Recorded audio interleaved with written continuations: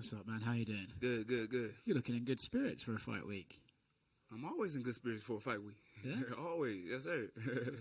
What are you making of this fight, right? We had Albert in here earlier. He said you guys trained together, which is kind of news for us. I'm curious, what was your take on those training sessions?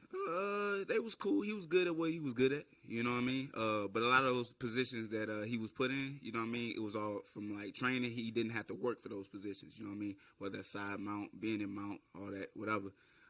So he did good at what he was good at, which is just holding people down. You know what I mean? But for this fight, you know, I tell people, man, you know, training is different from fighting.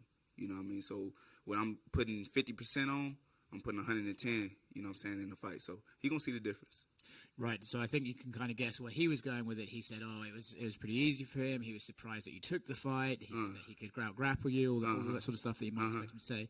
So you're saying he's wrong in that assessment of how this is going to go. Oh, he going to find out. I'm going to give him exactly what he wants. Yes, sir. Was he a cool guy at least, or was it just training? I mean, I don't know what you mean by cool. I mean, language barrier, so I couldn't understand half the things he was saying to me. But, you know, he always wanted to take a picture. I think he's a big fan of mine. You know what I mean? So, you know, in this fight, you know, I'm sure we're going to have a good time. It's an interesting card you're on, right? Because you got one guy that you're fighting, and then you got another guy on the card, Kevin Holland, who you've had a little bit of back and forth with. Matter of fact, this whole card, bro, like Julian Marquez is on here too, Gregory Rodriguez. A lot of people I've been talking shit. I think the UFC knew what they was doing. I was like, all the people I've been beefing with is on the same card as me, but it's okay though. You know what I mean? I ain't trying to make enemies, man. I'm trying to make friends at the end of the day. Yes, sir. Yeah. You walk around the hotel with eyes in the back of your head then? Like, no. I ain't never scary now. You know what I'm saying? Ain't nobody gonna do nothing. You know, all this security, top flight security here in the UFC, ain't nobody gonna do nothing. What is the issue with Kevin? Why do you say he was fake for the Batman stuff and all that sort of shtick? I mean, just in general, you know what I'm saying? You know, with him doing what he's doing and stuff like that, that's cool. You know what I mean? He puts himself in scenarios and situations where I guess, you know, you got to step up and help out other people that's, you know what I'm saying, in need. But at the end of the day, my biggest thing is his personality as a person, whatever. When you meet him and stuff like that, it seems to come off genuine. But then he's the type of dude to talk behind your back and all this other stuff. So, you know, it's just fake to me. And plus, like I said, bro, you know, him beating me and stuff like that, you know, at the end of the day, I just want to run it back. You know what I mean? And he said we would, but we never have. You know what I mean? It's been 2-3 years now. You said about being put on the card with all this beef, right? But it's actually kind of good because it gets attention to you. It brings attention to, because that's what fans love, and even in the media too, we love the drama. Yeah. So you kind of almost happy, like, oh, look, there are storylines around me, and that's good for my brand, right? At the end of the day, yeah, but I'm just having fun. You know what I mean? I'm just being me. You know what I mean? And you know, I got a hell of a personality. You know what I mean? Either you like it or you hate it. You know what I mean? So you know, either way, I ain't got nothing to do with that. Just half the people here hate it, apparently. Yeah, it's okay, though. It's okay.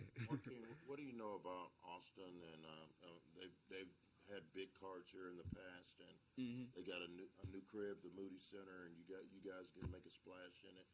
What do you know about that, about the city, and how exciting is this to open up that new? This is my first time in Austin, so this is gonna be a good time for me. You know what I mean? And going out there, this is gonna be my first like live arena with the UFC. You know what I mean? With it being packed, and I know Austin gonna come out. You know what I'm saying? And have a good time with the UFC. So I'm just excited, man. Just to show not just the world on TV, but just the people live, because they never gonna forget what I'm going to bring out to the cage. They never gonna forget it. UFC has made a lot of inroads over the years, and many people think it's past professional boxing in this country. It's a younger audience. How important is it for you guys to put on a show in a city like Austin when I know a lot of cards are in Vegas and L.A. and New York, and Austin's the 11th largest city in America now? Oh, it is? Man, and it's steady growing, too, man. I see that they got, you know, towers, man, that they just building up all over here, man. They got more buildings than any city I know of. But, you know, I think it's going to be good, man, that the fight is here in Austin, man, and there's so many people that's been involved. It's going to be a good show. It's going to be a good show. Packed show.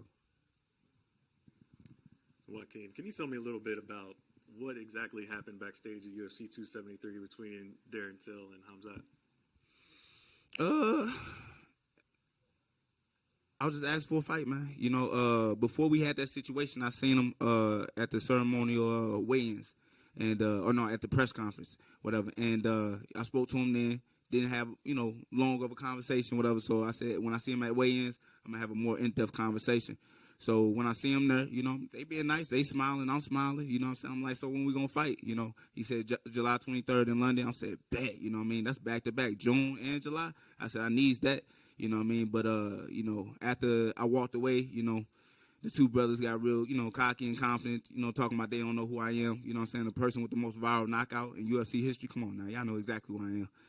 But, you know, ain't nothing happen, you know what I mean? We just trying to make something happen at the end of the day, so. But he got a new opponent in Jack Manson, so I ain't worried about it. Did anything ever actually, like, was there ever an offer made there? Nah, not at all. No, sir. I saw on Instagram you posted, you know, you said you're coming for all the bonuses in this fight. Every single one. Yes, sir. Yeah. I'm also curious about a hashtag that's in that post as well. Is it What I put? FMMA Media. What I put? FMMA Media. F? The whole word. I mean, I don't know. The only time I get to talk to the media for real is when I got a fight coming up. That's the only time I'm relevant. You know what I mean? So, but, you know, I got to be more nice, though, you know, to the media, because at the end of the day, y'all job is to put me out there, you know what I mean, and get as many people's, you know, eyes on me as possible. So, you know what I mean, I got to change my love with the, you know, MMA media. You know what I'm saying? So maybe I get some more interviews, some more practices in with y'all. So Albert basically gave away his game plan. He said he's going to try to stand up with you early in the fight. Well, you lying. And then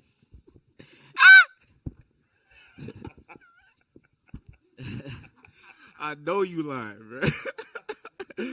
What did he say? he said he's going to try to, at the beginning, At the beginning, about the first minute or 10 seconds. I don't know how long, and then he's going to try to take you down. Are you prepared? Are you seeing that from him, that he's just going to immediately... If I blink too hard, he gonna shoot. Do you understand what I'm saying? Yeah. Like, so it doesn't matter with Albert Duraev, because like I said, I know it's only one thing he gonna try to do, and when that's not successful, you know what I mean, I'm just gonna be out there having a good time, throwing my hands and kicking my feet. And lastly for me, so last fight you did bring out Dale Brown of shout out to Dale Brown, Detroit Urban Survival Training. Did you talk to him at all before this fight? No, I haven't got a chance to talk to him, but I'm sure I'll talk to him later. What was like the motive behind bringing him? Was it just for fun, or? I mean, you know, he played a great part in my camp and then in my fight and stuff like that, just for the mental side and everything of that nature, you know what I mean? Because all the tactics that he showed, you know, we can't pull off in a cage. But Dale Brown, you know what I mean? Shout out to him, man. I'm glad he came along because we had the most eyes, you know, on us that night because he came out. You know, he's one of the most viral, you know, survival trainers, you know what I'm saying, on the planet right now. So, you know, I'm just glad that, you know, he took the privilege on actually coming and helping out. I think you started kind of a wave because now you see not just everybody, UFC fighters. Everybody. I think recently it was, I think it was Grant Hill, NBA.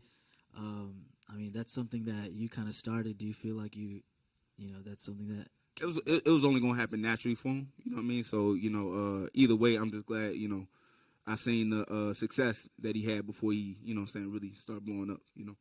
Yeah, some of us who train jiu-jitsu, we might look at it and see it as like, oh, it's fake or whatever. I mean, you said it's pretty real, the stuff he teaches, correct? Yes, very correct. You know what I mean? Like I said, anybody can go down to his gym and check it out for themselves. There's been a lot of jiu-jitsu guys that actually check him out and then give him his props right afterwards. So, you know, ain't nothing to it but to do it. Thanks. Yeah, all money. Appreciate y'all.